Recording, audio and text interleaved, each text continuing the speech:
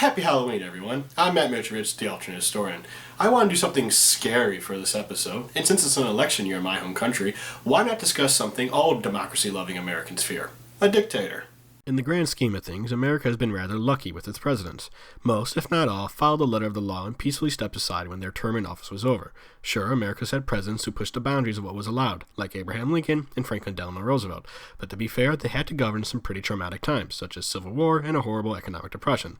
So you can sort of understand, if you don't condone, all the measures they took to keep their country together. More importantly, both men were still limited by the checks and balances of the American government, and had to answer to the will of the people by participating in regular elections. As alternate historians, however, we need to ask ourselves, what if a dictator came to power in America? I've picked my top 5 scenarios that could have led to such an alternate history. If you're ready, let's take a trip into some American dystopias. Number 1. The Newburgh Conspiracy.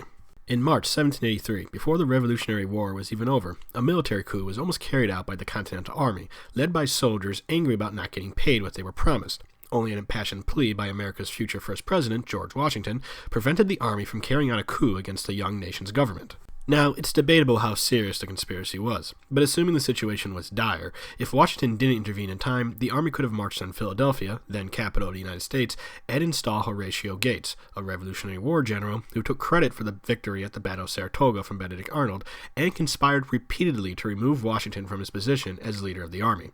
Some historians even suggest that he was responsible for the Newburgh Conspiracy in the first place. Whether Gates' government would survive is anyone's guess, but the more important question is whether America would survive. The conspirators would set a bad precedent of the military intervening in the government.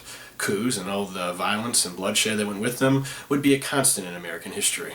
Number 2. Emperor Aaron Burr. Aaron Burr is a founding father of America, even if he is the black sheep of the group. A veteran of the Revolutionary War, he was almost elected president in 1800 despite running with Thomas Jefferson as his vice president due to a quirk of the American Constitution at the time. His political career, however, ended when he killed his rival, Alexander Hamilton, in a duel in 1804.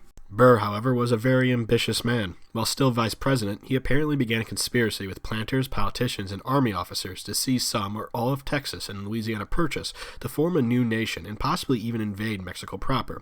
He even appeared to put feelers out to the British for support and recognition of his endeavor, but in the end, Burr was arrested and tried for treason in 1807, but was never convicted. Still, one wonders what would happen if Burr, a man who had dreams of conquest and was perfectly willing to kill his political rivals, was elected president in 1800. Burr would probably have no interest in giving up his position of power, and may take a page from the playbook of Napoleon, another ambitious conqueror. Perhaps an American empire would rise under a Burr dynasty. Would democracy survive? Maybe, but it would cost the suffering and blood of many. Number 3. The Golden Circle. In the 1850s, the secret society known as the Knights of the Golden Circle proposed expanding the number of slave states in America by annexing Mexico, Central America, and the states around the Caribbean Sea. New slave states that monopolized the world's supply of sugar, tobacco, and cotton would be carved out of these regions, thus increasing the power of the slave-holding Southern upper class in the federal government. Increased agitation against slavery convinced the Knights that the better option was for the slave states to secede and form their own confederation, something they tried and failed to do in the American Civil War, thus quashing the dreams of a Southern slave empire. However, in an alternate timeline, the Knights convinced Americans that the better option is to expand southward. This America would be dominated by an aristocratic upper class made up of large plantation owners who hoarded the wealth of the country and paid lip service to the Constitution. The outnumbered free states would be unable to oppose the expansion of slavery. It goes without saying that African Americans would have even less rights in this America, and I couldn't even guess when slavery would end in this timeline. Even worse, this expansionist, imperialist nation might even take their brand of domination across the globe. Number 4. The Business Plot. In 1933, retired Marine Major General Smedley Butler testified before Congress that he had been approached by wealthy businessmen with a plan similar to the Newburgh Conspiracy. They asked Butler to lead an army of dissatisfied World War I veterans to stage a coup against President Roosevelt. These businessmen feared that Roosevelt's socialist policies were destroying America, and thus he needed to be stopped.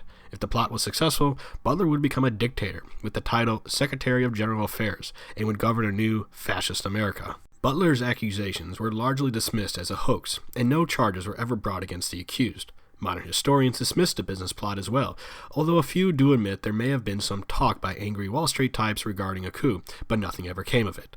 Furthermore, it didn't help that the few people who did believe Butler at the time put all the blame on Jewish financiers working with European fascists to destroy America. Still, in a country where a majority of its citizens still believe someone besides Lee Harvey Oswald killed President Kennedy, it is surprising to see how readily people dismiss the business plot, almost as if the idea of a nation's wealthy elite conspiring with the military to bring down a leftist government is implausible. Because obviously that has never happened in any nation in the entire history of the world. Number 5. President for Life, Richard Nixon. Richard Tricky Dick Nixon is an archetype of the corrupt politician, which is a shame really. Putting aside his actions during the Red Scare and Watergate for the moment, Nixon actually had a pretty impressive resume as a president. He ended the war in Vietnam, opened China to trade, established détente with the Soviet Union, enforced desegregation in the South, and established the Environmental Protection Agency.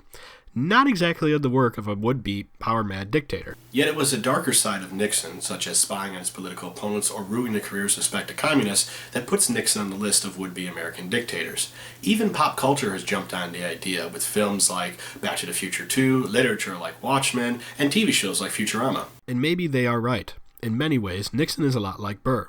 They were both career politicians who didn't give up on power easily. If Watergate never happened, Nixon may have found a way around the term limits set by the 22nd Amendment to the Constitution and stayed in the White House until his death. Peace in the world and prosperity at home would have made Americans complacent and blind to the dirty tricks that were eroding their liberties. Well, those are my top 5 almost American dictatorships. I admit some are more plausible than others, but these were meant more to scare people and possibly remind Americans of their close calls with tyranny. Thankfully, most Americans wouldn't be stupid enough to allow someone with little respect for democracy who refused to peacefully concede the results of an election or threatened to throw their opponent in jail to seize power, right? Right? Well, that is all I have to say on the subject. If you like what I do, please comment, subscribe, share this video, or support me on Patreon. I'm Matt Mitchridge, the Alternate Historian. Happy Halloween.